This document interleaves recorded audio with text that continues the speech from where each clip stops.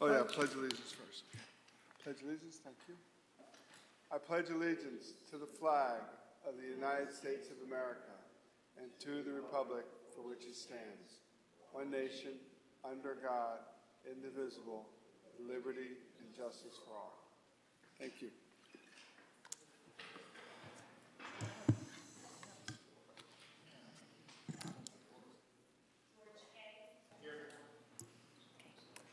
Srinivasa Chelikanda. Genevieve Corsi. Present. James Hennessy. Present. Michael Kelly. Toby Lewis. Present. William Nowak. Present. Renee Powell. Present. Miguel Pirano. Mitchell Marks. Present. Kristen Kozakowski. Braden McNaught. Erica Evans. Beth Essman. Thank you. Is there a motion for the approval of minutes of the last meeting? Motion to approve. Second. Motion's been made and seconded. All in favor say aye. Aye. All opposed, same sign. Any abstentions? Motion carries. At this point, I'd like to open the floor to public input. Is there anyone here for public input? Is there anyone here for public input? Seeing none, we'll move on. Erica's not here, so we'll pass on. Did she call in? Oftentimes she calls in a report. Did she? Okay. We'll move on to next month for Erica. Report of the Board of Education. Ms. Essman? Mrs. Essman. Thank you. I don't have a lot to report since our last meeting. The graduation date was set for the seniors this year of Friday, June 7th at Dunkin' Donuts Park again. And we did get the report at the last Board of Ed meeting of the new staff members, and I know there were some questions at the last meeting about how many new staff members there were. So 4 new administrators, 45 new teachers, and 43 new non-certified staff. Any questions? Thank you. George, how's the Open Space Task Force? We did an evaluation on 561 Strong Road, which is by the town garage. And actually, we don't, basically it's a property that's really not around anything as far as open space. But it is a good piece of property because it gives a little buffer to the town garage and where the composting area is. So we're writing a letter now that's going to the town council, and then they're going to decide on it. Okay. Any questions for George? Thank you.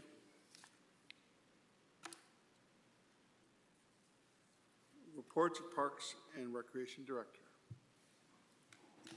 Hey, good evening, everyone. Happy fall. So we have a lot going on within the department as we transition into fall and pretty much winter programming at this point. I'm not trying to curse us with early snow or anything, but we are already full swing for all of our fall and winter programs. So some things that we are doing, we are running our first fall cornhole league. We have 8 teams that have been playing every Thursday. Due to the nature of the sun setting a little bit earlier, tomorrow will be our last game for the season. We have pickleball. We have an adult league that we have playing on Wednesdays and Thursdays with 18 teams. And then on Saturday, September 9th, we did have the pickleball tournament with the 300 people in attendance. So we're hoping to plan another pickleball tournament for the spring. Date not set for that yet. We finally were able to finish softball despite all the rain. Everyone was excited to finally, they were excited to play, but they were excited for the season to end. They were ready to go on to their other sports. But I wanted to say thank you to Jordan, our athletic supervisor, for working with the not so great weather and being able to accommodate with the negotiation of field space because we ended up going into the fall season, so we had to work with football and soccer to make sure that everyone had adequate playing time.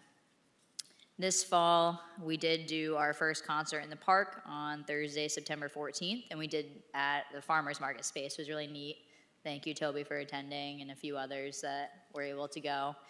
We did have the Savage Brothers play over there. We had 4 food trucks, Illicit Brewing, and 6 vendors. It was really awesome to see. We had the biggest attendance we've ever had at a concert, and it was just a beautiful night. I think it's going to be a great potential concert venue for next summer as we look to see what we can do still with Evergreen, but also extend it out into that field space. And then in terms of our fall programs, we have all of our wellness programs back in our facility. We've been trying to navigate the various things like yoga, creative cardio, jiu-jitsu, utilizing that space and what rooms we do have. So we were able to accommodate all of those programs. We're still trying to figure out how to best make use of our space, but we do have all of our programs that we had at Wapping now officially into our building. We did have Food Explorers start a couple weeks ago, so we're utilizing our kitchen space as well. And then our preschool started on September 18th. We have 207 preschoolers this year.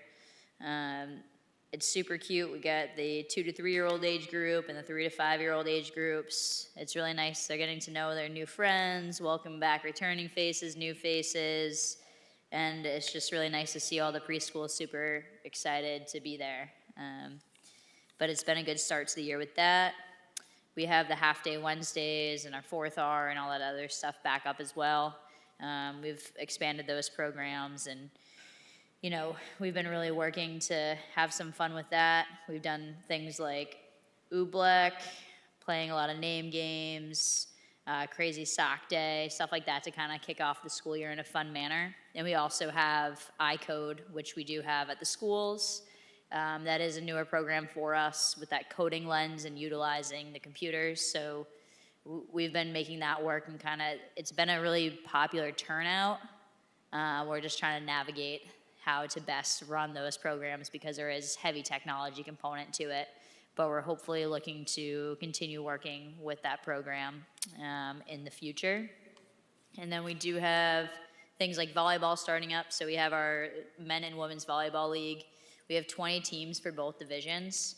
They started practices a few weeks ago, and that will go all the way until March. So we offer that at TE. We have open gym back in our gym. It's a little bit smaller than Wapping, but not by much. It's pretty comparable in terms of gym space. So we have open volleyball, for example, tonight. We're doing throw ball. We're doing basketball, like open gym times, and then we'll eventually do pickleball open gym, just like we did last year.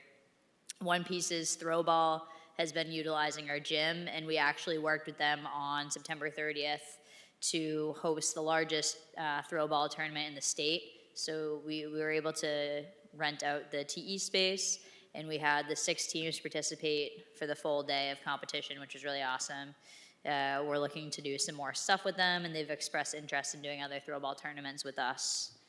And then when it comes down to it, we have basketball starting up. So if we know anyone that would like to be a coach, we truly need some great volunteer coaches. We had registration open up on September 28th, and our numbers are pretty full at this rate. We're seeing a really huge registration numbers, so we really do need those coaches to support the program. And then we also have the Ski and Snowboard Club, who had registration the same exact day on September 28th, and we have 135 kids registered for the program between the middle and high school. And lastly, we have several events that are coming up. We have a fall movie at Evergreen this Friday at 6:45 p.m. They're going to be featuring the movie Scoob, and costumes are encouraged. Then we have the Pumpkin Roll, which will be on October 14th. We're doing it at 3:30 this year instead of nighttime. We're just trying to amend the program and test it out to see if it will work better for our families. And then lastly, our Haunted Torch Walk is on October 21st. We need volunteers to be trail guides. The volunteers are from 5 to 10 p.m. If you know of anyone interested, please consider volunteering. This is a huge event that's very popular, and we work with the police department, but we need at least 30 volunteers to make it work. So it's very volunteer heavy. So again, if you know of anyone, that would be great.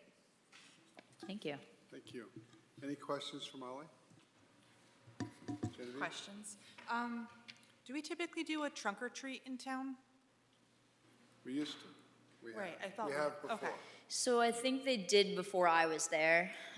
Since I've been here, we used to do Halloween Hullabaloo. The building is not suitable for that event, so we're not able to continue that one. So we're hoping now that we're adding Torch Walk, we're at least doing another event. It's not the same event though. What makes it not suitable? The lack of accessibility, because you'd have to be able to go around the building, and we don't want people going out and around. It would defeat the purpose of the program. One year, we had it to where people drove up and were all lined up at the high school. And the people drove up and they had their costumes on and we handed out stuff. Right? Did we do that one year, didn't we? Yes, That a during COVID. Yeah, Oh, COVID trick or treat probably. it was still fun. Sounds like fun. Yeah, we'd be open to doing a trunk or treat. We briefly touched base on doing something like that again. Just with our timing, with our move, we decided to just focus on the torch walk and the pumpkin roll this year. No, that makes sense. I was also curious, because I don't know much about cornhole in the league sense. Is that an activity that could be played indoors if the space was there, and or is like part of the charm that it's outside? So part of the charm for this adult league is the BYOB aspect. Got it. Which, Okay, understood. so that's why they like to have it at the pavilion, but the sport could be played inside, yes. Got it, understood. Thank you. Anyone else? Toby. I have a couple questions. Oh, yes, go ahead. You said about the volunteer basketball coaches seeking more. How many spots do you have filled so far, and how many, if you're not? So we have 28 that have officially signed up as volunteer coaches at this point. This year we required it as a question, are you interested in volunteering? And we had a little bit of interest on that, not official signups. Sometimes other parents volunteering their significant others to do it. But with that, at least we're going to be able to gauge that list to see if we can potentially call those families and say, hey, you had a little bit of interest, would you do that? And I think the biggest concern that some adults have when it comes to volunteer coaching is that they're not very confident in playing the sport, and that's okay. We are a rec league. We're just trying to have the kids have a positive athletic experience, and we're willing to help people learn along the way, and we try to pair them with someone that has a little bit more experience. But I do know that that's sometimes a little bit of a hindrance with that, but we're really just trying to encourage people to do it. Yeah, I can speak to that. I mean, for anybody listening, being a volunteer coach is a great experience. I coached my son's team last year. First time I had done it, was a little apprehensive for the reasons that Molly was describing. But you have one question I do want to ask: are you doing the Wins for Life? Is that you can do the coaching clinic again? Yes, we are. Okay, so that's very helpful for coaches people who are interested in volunteering and maybe feel like they don't have a foundation. That's a very helpful experience. It's just a couple hours to really help out. So, but the kids are great. It's a fun experience. It's well organized. So if anybody is interested in doing it, I highly suggest you consider doing it. Thank you. I have a couple comments and some questions. The concert was a lot of fun. That was greatly done. The doggy dip was incredible. Kudos to Julie's Barks and Bubbles. I'd encourage folks I'm going to switch, and if they're going to support the town, I'm going to support them too. So that's where my dog will go. Some of these things, the fall things, cardio, yoga, where's their sign up? Is it just everything's on the website? Yep, so everything's on Rec Desk. We do have that. If individuals are not comfortable utilizing Rec Desk, they can call our front office, and Jenny or Sophia would gladly help them with the registration process, and people can also come to our office during office hours for signups. And some of these times, the cornhole and other things, you have teams are teams currently formed, or can individuals sign up and then get joined up with a team, or? Yeah, so it depends on the league. So, for example, we did open teams for pickleball in the spring. Volleyball, we try to have like a lottery, a little bit almost in a sense. Like if you don't have a team, like we'll try to pair you with someone because we want to encourage as many people as possible to do these recreational opportunities. Cornhole, I don't think we've had anyone that did not have a team sign up, but we'd always be open to trying to find someone to play. And fourth R, is there a wait list? Not at this time. Nice. Good job. I mean, we're hoping to still hire some more staff and to really, just in case, we're struggling trying to find enough staff. We already have our full-time staff that have had to step in several times and cover shifts. It's the nature of part-time work. But with that being said, we do need to really keep hiring and trying to find staff that want to stay and want to work every day after school, especially one-on-ones. Okay. Thank you, Molly. Anyone else? Okay, moving on. Discussion topics. We were supposed to look at the Collier's plan and come up with some thoughts and have some discussions about what we can do next. I know that I saw Molly during the week, and I had asked the question of what I think would be really helpful is if we could have council be able to give us the funds for a scale model to be built of what the facility would look like. So no matter what location, this would be look like. And that way, that would enable us to be in better shape to go ask for private capital funding, company sponsorships, if we could see a model of it, in my thinking. So that's just one thought. I'm going to go through and look at some of the questions I had. Go ahead. So, I was just wondering John, do you also have an update for Oh, yeah, thank superintendent? you. Didn't want to put you on the spot. I can skip it. No, I rolled right through that, so thanks. Thank you very much. Thank you. Good evening, everyone. Parks Department, once again, has been super busy.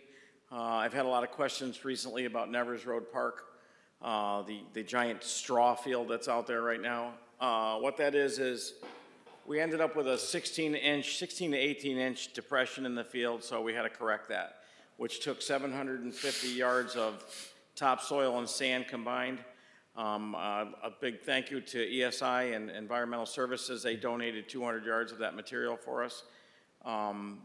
What that equates to is the large trucks that you see plowing snow. That's 125 of those trucks that we brought there. We just finished seeding it yesterday. We raised all the irrigation heads. We put sod around each head. That way, when we turn the irrigation on, it doesn't drill a big hole in the existing dirt that's there or topsoil. And then the crew strawed the whole area, and it's seeded, fertilized, and hopefully we get some nice growing grass there by late spring, early summer. A couple other things that they've done is we've started a regular maintenance program on all the goal mouse. When soccer starts, we go out and we'll seed, just top dress with seed everywhere because it's a heavy wear area. We have a program that we work with the high school students twice a week, Tuesdays and Thursdays. And what they do is we will have, usually our part-time groundskeeper, Jeff, does a great job with them. And he takes them out and we go to different areas in the parks, whether it be the Bark Park, and they do some weeding there or cleanups along the trails or mulch some of our islands. And they just recently did the duck pond. So they've been a great help to us. And like I said, Jeff's done a great job with them. Some other things that we're doing, as you know, we've had a mountain of rain in the last couple months. Unfortunately, the Wapping Fair was stuck with one of those mountains, and it did quite a lot of destruction to the, I shouldn't call it destruction. It's not really nice. Paul would get mad at me. But it did a lot of damage to the area, so we've done some work on fixing that. We rolled it all flat again, did some aeration over there, and we've overseeded that. That's starting to come back in. There are some areas that were so wet that we haven't been able to repair just yet. We fixed the cracks. We had a contractor fix the cracks at basketball court at Rye Street, so that's a little bit better, a little safer now. There's been a new memorial tree planted next to a previously donated memorial bench at Nevers Park. VMP, we talked about that last meeting, that VMP's all closed up. One of the problems that we're having, and I've talked about it in the past is the pool cover is in pretty rough shape. Well, also the grommets that hold the pool cover in, and last week we replaced 80 of those grommets that hold the pool cover down. We've been working with decorations throughout town for fall and for Halloween, and like Molly said, the Haunted Torch Walk is back this year, which is very exciting. Our crew does, along with Public Works. They actually have the haunted bus sets out there. That is the Parks Department and the Public Works Department. Those guys volunteer their time for that, and they have a lot of fun doing that. And again, the crew has done a great job with all the wet weather that we've had with keeping up with mowing, doing things, working some overtime when we get the nice days. And again, kudos to them for what a great job they do.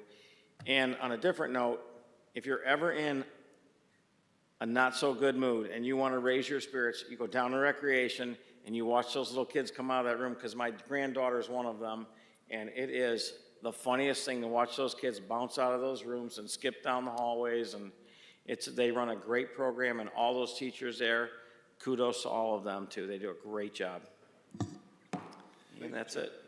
Thank you. Thank you, John. I had a quick question for you. Thank you to you and your team. You guys are doing a great job. Everything looks great. I see some activity around the splash pad area. I wasn't sure if that was related to the work at Nevers or actually the splash pad itself, so I thought I'd ask. No, the work at the splash pad is a contractor that's working there, and they installed the water line today, and they're gonna hook it into the control box there that's already installed, and the plumbing's already done, and they are gonna start the sewer line, I believe, tomorrow, if weather permits, and continue that. So those two things will be done and will be hooked up. And if they gotta do work on, this is a different contractor.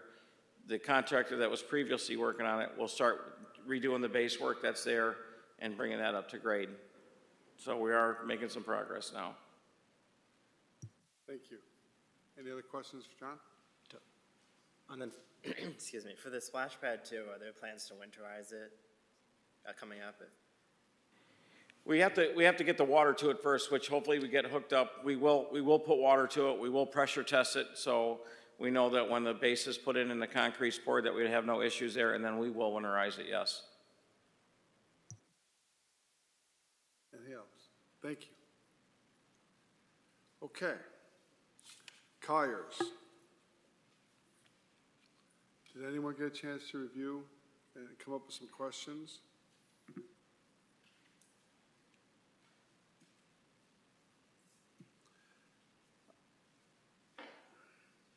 I was looking at the site of the Priest property, and I was wondering, it says there's a 200-foot wide utility corridor easement traversing the property. And I was just wondering, because I don't know, I'm not in the mindset of this, it's not my expertise, but I want to know the pros and cons. What are the minuses? And all the reports of the 3 locations, I don't see any information saying this is the problem with this area, or this is why this is good or better. So, go ahead, George. I was on the building committee when we went through that. The biggest issue, and Molly can back me up on that, is the intersection, which is right over there. The cost to, I don't know if they're gonna have to move the light. I mean, it might be in the notes. Intersection of Ellington. Ellington Buckland. and Sullivan Avenue, because it'd have to be a crossroad there. And there's some sort of electrical unit or some box that had to be moved. The cost would be like ridiculous to move that. That was one of the biggest no's on that site. And the other one was, if you don't put the entrance there, I mean, there is a right-of-way on that one road. Heritage Drive. Yeah, but Yeah. I don't think that'll ever happen because the neighbors will flip. Well, it is a 50-foot right-of-way that was put there prior to the subdivision being built, but Right. it But will if you be do that- definitely a challenge. You'd have 200-300 cars or more every day going through there. I don't think they would like that on a cul-de-sac. Okay. Thank you. That's a definite negative. Nevers Park property. Nevers Park property is presently utilized as a community park and includes playing fields, trails, dog park, and other recreational facilities. So if we had used that space, what would be the impact on those services? You know, is there an impact? Has that been thought out? And how would that affect existing services?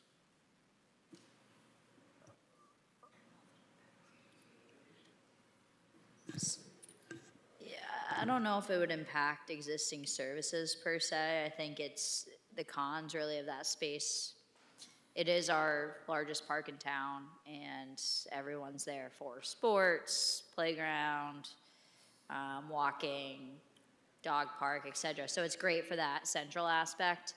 However, we would be taking up a good majority of open space, Right. which is, you know, a beauty of a park.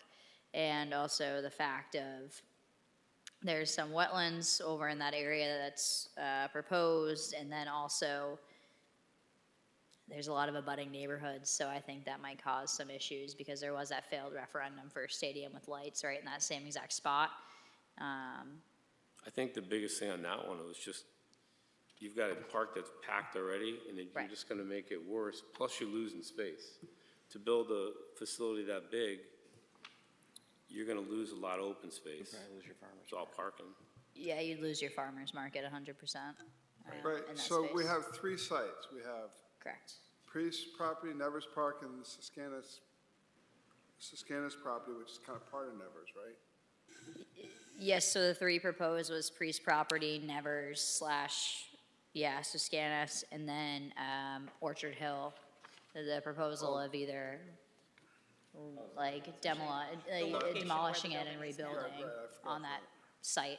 And the con with that, again, is there's no land outside of it for sports field or for growth, essentially. And then if we were to knock down that building, then we have to temporarily go someplace else. And so it's a twofold there. I definitely think it's a path of least resistance in terms of approvals, probably, like in terms of like in the neighborhood being okay with it because it's already a building there. However, I do think there's some impact there in terms of our current operation and then also growing in terms of field use and green space, because then we would probably impact the Board of Ed by taking one of those fields potentially.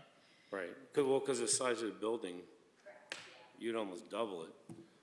Plus, the biggest impact from that one out of the 3 was you guys would have to move again for potentially 2 to 3 years, depending on how you do it, if you do it piecemeal or if you just knock the building down and rebuild. Right, and to who knows where, like, there isn't really a space. No, if the only way you could Especially have done that it, would if you keep- left Pleasant Valley School, that could have done it that way possibly, but you so still that's don't, out, that yeah. could be, you know, this whole thing could be 10 years out too, so you don't even know. Right. Right, so no matter what property, if these are our 3 choices, no matter what property there is, there's going to be obstacles to overcome. It's what can be mitigated the best. And, I think the biggest thing is coming up with $80 million, not where you're gonna put it. George, can I ask you a question about the Priest property? When you said the cost to move all of the transportation and communications and electrical was cost prohibitive, do we have any sense of what that meant? And was How there an much? official analysis Yes, like, of that? was I don't that, remember you know, that. I a million, don't was think it there was 5, no- 10, 20, or There was no $1 million? dollar sign in there. I think the whole thing was just getting that moved, because it has to be a state, that's state land, so it'd be a state thing. So you'd have to get approved from them to do it before you even 'Cause thought, it'd have to get done before you even thought about putting the building there. Right. So you could actually do all that, pay all that, and then not put the But- building in. But from your perspective, is that the site that, when you guys are looking at it, the least amount of, if you're putting that giant problem aside, was I that the think one that at when least? all 3 of the ones that we looked at, the Orchard Hill one was the best one because there's already a building there. There'd be least amount of, like, pushback from the neighbors because there's already something there, and they're there. Oh, sorry. It's a- Renee? Is there any way we could get like these big warehouses to chip in, like Coke? Like, I'm sure they have money somewhere that they could kind of come up with. I mean, I don't know. Well, I Even if we think- had the money, I think the I biggest pay a thing. lot for Coke, so. No, I think it comes back to what Toby was saying. We don't have a hard, I mean, even after we were done with all the 3 places that we picked, we don't have a building set up where we could say, hey, you can donate money for the pool or the gym or whatever. There was nothing actually set up like a hard design. Right, we need a plan to be able to An ask. actual, We like, should, absolutely. even if it's on a computer, just a sponsorship and- 3D They can say it's no. diagram on a computer program that you can see where everything's gonna be. Because we never even got to that point. Our whole thing was, that building committee was to find a spot. I mean, to George's point is in 3 years from now, the landscape can different, there may be other options. Some of these options may go away, so.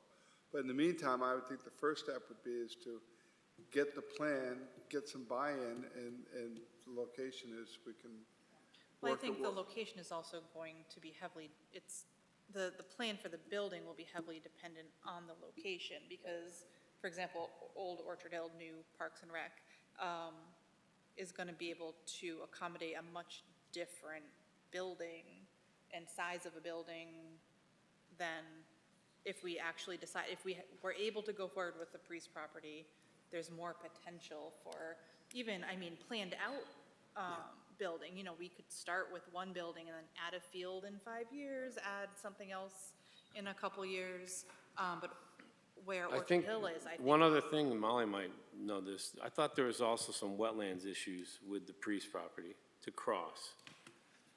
Or John might know. The Priest property does contain some wetlands, but they're pretty far back. I think if you look on the paper, you'll see that the Priest property, the footprint is much larger than Old Orchard Hill. Yes, yeah. You know, the town hall has a one-way, you go out and you take a right-hand turn only. I don't know if that was ever discussed for the Priest property. I didn't sit on the committee. But were there any options discussed, like if you can't do that intersection? Like a right turn only out of there?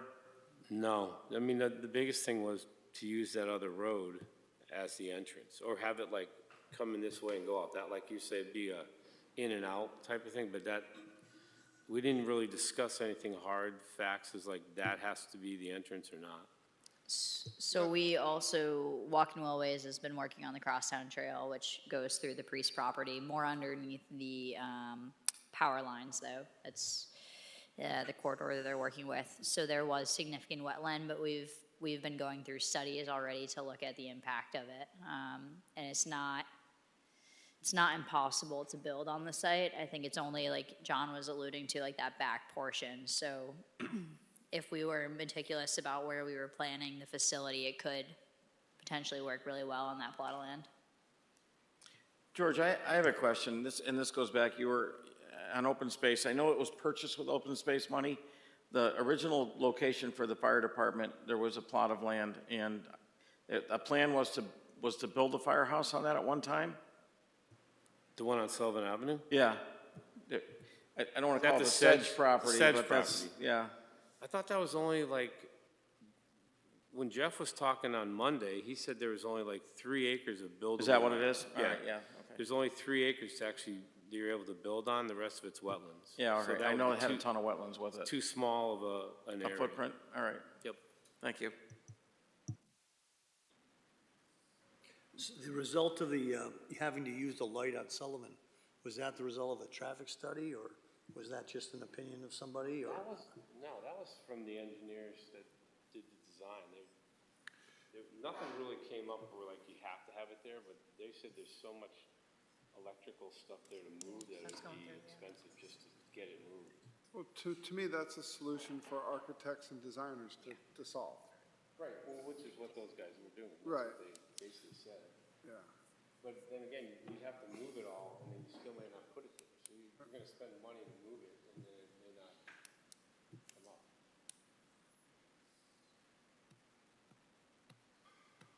Okay, I think we've exhausted this. What would be, Mitchell? So I said one question. Molly and I talked about it last month. We were thinking about possibly, we were going to ask the commission about possibly forming a subcommittee that could work on this specifically and communicate with the Public Building Commission, also report to the Ledger Commission in collaboration with them, because if we have a situation like where we don't potentially have a quorum, this could kind of solve that issue, or we could continue working if we don't happen to have a monthly meeting. So I believe what we have going on is collaboration with the building committee, right? Isn't that why we changed the meeting time?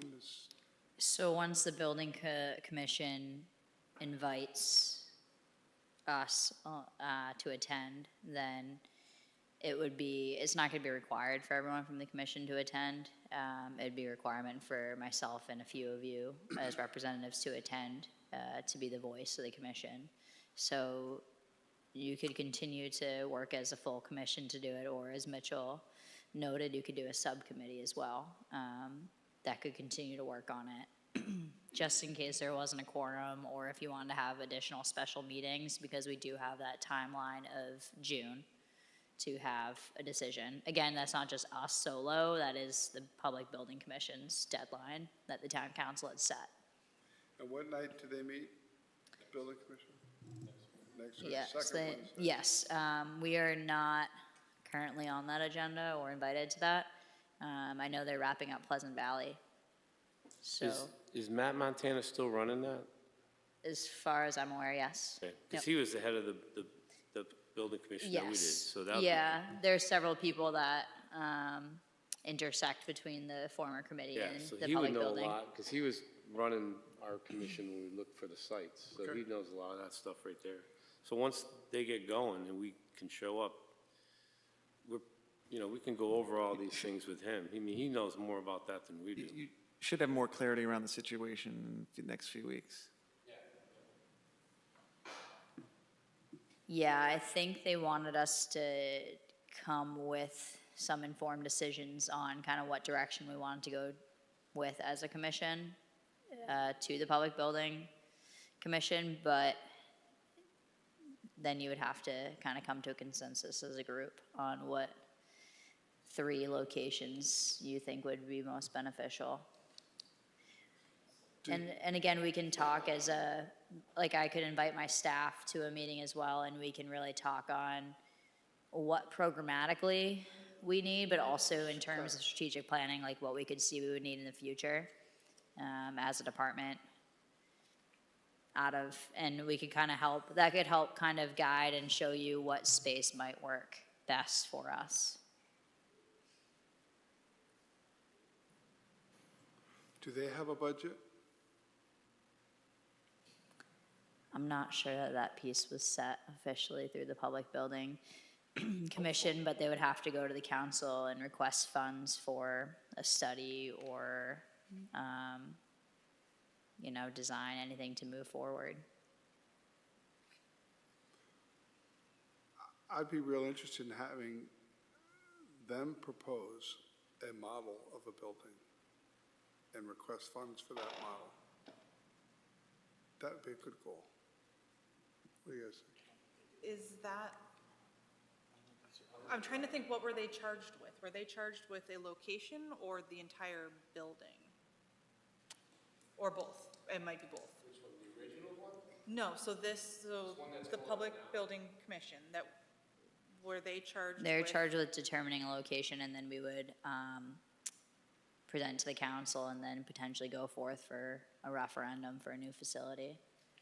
So while I'm sure that they'll probably be involved in some fashion with what the actual building is going to look like, that's kind of not where we're at yet, right? Right, Okay. right. Okay, so, and they were involved in like the actual, like the blueprints and everything, okay, and Yeah. that's just me learning about the process. So the Okay. landscape here is, we got what we wanted. We Correct. wanted to have a voice in the process. Yep. Because we're here, we're vested in it, and so we now have that voice, so some of us need to be present at that, but not until we're invited. Yeah, so I did send out a email to Matt Montana last week, just letting him know that we would be discussing it at this meeting, and that when they're ready to invite us, please, let us know, so that way I can communicate that out to the commission, and we can kind of get the ball rolling on it. But I do know, as far as I'm aware, they were finishing up on the Pleasant Valley piece. Is there anyone here willing to serve on that group of people that would go to the building commission? I'm happy to, yeah. Okay, anyone else? Okay. Yeah, and I'll go, as long as I'm able.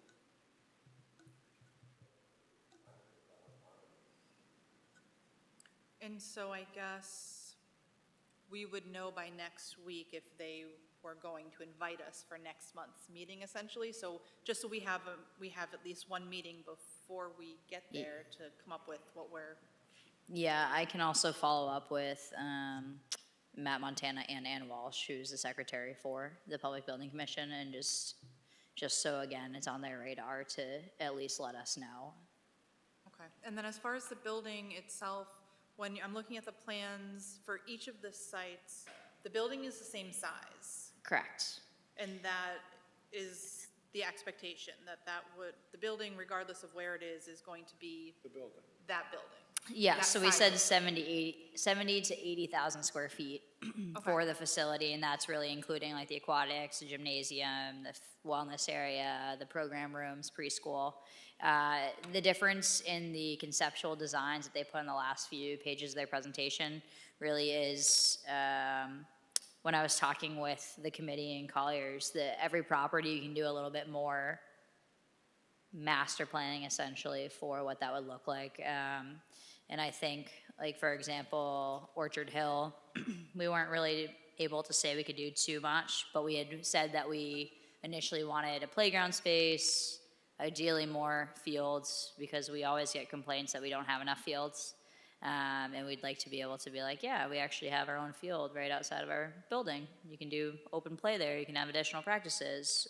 We also expressed interest for some outdoor community gardens, like an educational space outside, and just like another potential like pavilion or something that someone could rent out. Because again, our like Nevers Pavilion, our Rotary Pavilion fill up. So we were just expressing interest for that outside piece. And Colliers conceptually laid out what that would look like at every property. And I think out of like really just Nevers and Priest could accommodate more of that outdoor space. But the facility itself would stay in the same square footage. Okay, and do we know what the square footage is of the building at the Parks and Rec building? Just so we have like a comparison in mind? Off the top of my head, I do not remember. Right, exactly. Yep. I thought it Yeah. said something. Yeah, I'm gonna look into that because I remember we had discussed it in comparison with Wapping. I'll look at what it is and I'll look at what we're actually able to utilize with that ADA piece. And I'll get those square footages I'll send it out to you via email. That'd be great. And for that site, is acquiring some of that field space actually a realistic possibility? No, because then it would be impacting Board of Ed. That was what I, And again, we have that lack of soccer space, et cetera. right. That's what I suspected. I just didn't know what might be possible there. Oh, yeah, those are questions I had, size of building, dimensions, yes. So I guess just for my observations, it seems, I feel like Nevers Park is out because we've seen that has failed, and I don't think we're gonna get the community behind taking that open space. I just don't see it. For the Priest property, I feel like that's the best space. And I like that it is room to grow, so once we have the building, we don't need to necessarily have everything right away. You can grow, add, excuse me, fields and other components, later on down the line. Obviously, there are certainly obstacles there, and I guess we need to decide whether it's worth doing a more official analysis of what that pricing and process would look like. Yeah, and I mean, I think if we end up deciding that that's where it's gonna be, that's when you can start looking at doing other studies to find out what the actual cost is. Right. Right, and what the solutions, the obstacles are. Yeah, because we just had those three, and we never really 8,000 square feet. said, this is the one it has to be. And now that they're on Foster Street, that kind of makes it harder to get that site, because they'd have to find a place to live for a while, again. Right, and like that, the location might be ideal because that's where we already are, but yeah, where do we move you guys currently while the building is in process? How do we accommodate parking? I just think the footprint is too small. The other thing, I mean, I don't know if that's feasible up there, but like the schools, when they built the new schools, we lost baseball and soccer fields. But when the other buildings were torn down, the town, I mean, they redid the baseball and soccer fields, so they came back. So, I mean, I don't know if it's feasible to take those soccer fields that are there now and build a building there. And then when that's done, you remove Orchard Hill Rebuild the building. fields. And you rebuild the fields, and that way you guys don't have to move. I mean, I don't know anything about building anything. Yeah. You're talking about moving it to where the. I'm talking about- across the police station? No, I'm talking about building the new facility closer to the new Orchard Hill. And then when it's done, you take the building that they're in now and you remove it and you build your fields back. Yeah, I think that's when we would have to get the Board of Ed involved in that discussion because it would be their field, so ultimately, we don't have control over that. Right, no, I get that, but that would make more sense, not kicking you guys out, and you just kind of side move in, and then you take, I mean, just like they did all the schools. They built the school, take out Pleasant Valley, I mean, that, Great comments. I don't think we'll solve it tonight. What I would like to know is this, go ahead, one more, sure. For you, two more. Just, well, I'll try to keep it at one. Sorry, this just popped in my head. If we were to use the Orchard Hill site for the building, could we have a satellite site with mostly fields at the Priest property? Is that even, I mean, that has not been proposed before, but there's no reason that we because couldn't then I think it utilize. would lower the car traffic to an extent. Yeah. It would keep it somewhat open, you know, there would be more structured, maybe kind of like a Rye Street Park Yeah. situation. So it's still a park, it's still green,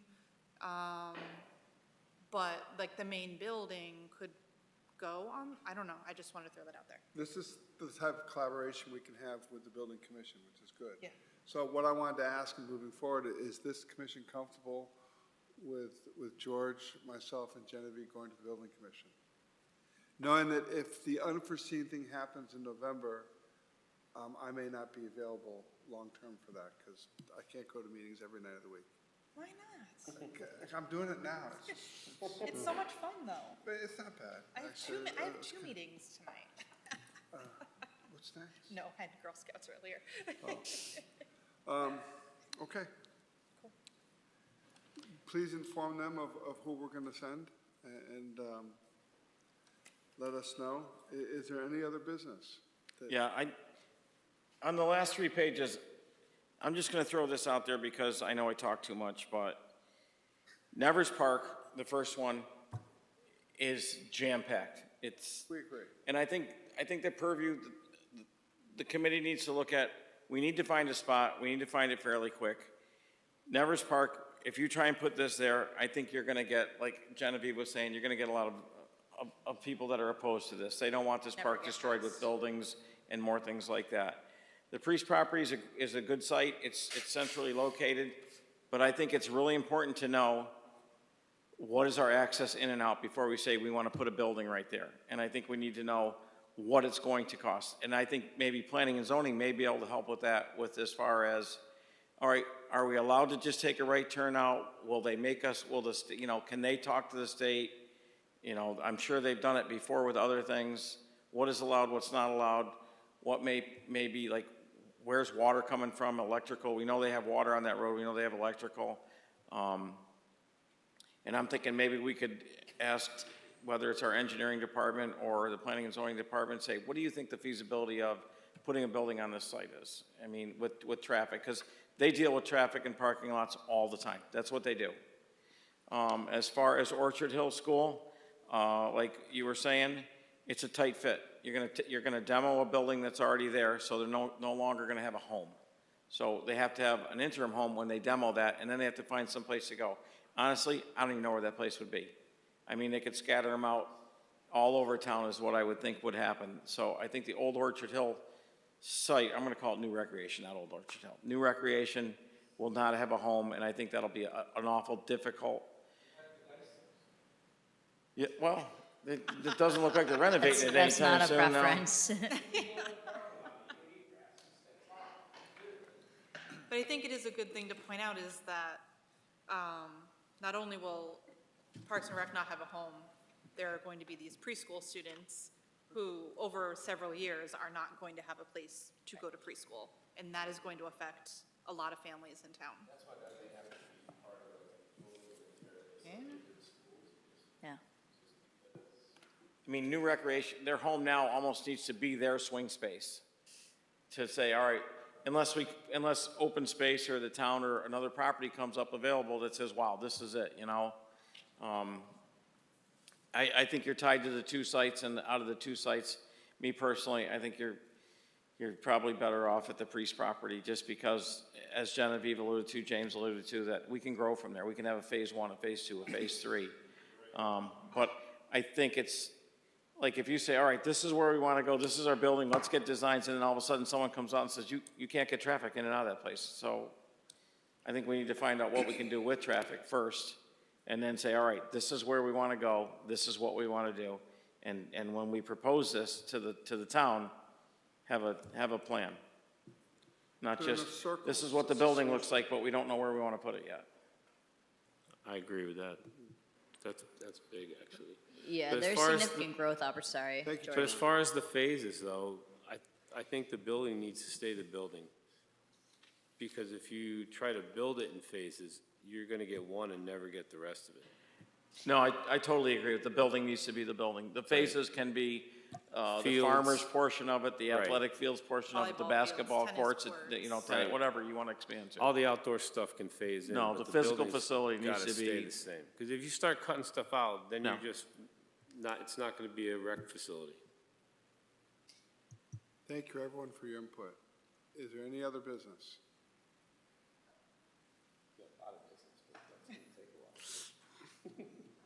Is there any motions that someone would like to make? Motion adjourned. Motion's been made, second adjourn. All in favor, say aye. Aye. All opposed, same sign. We are adjourned.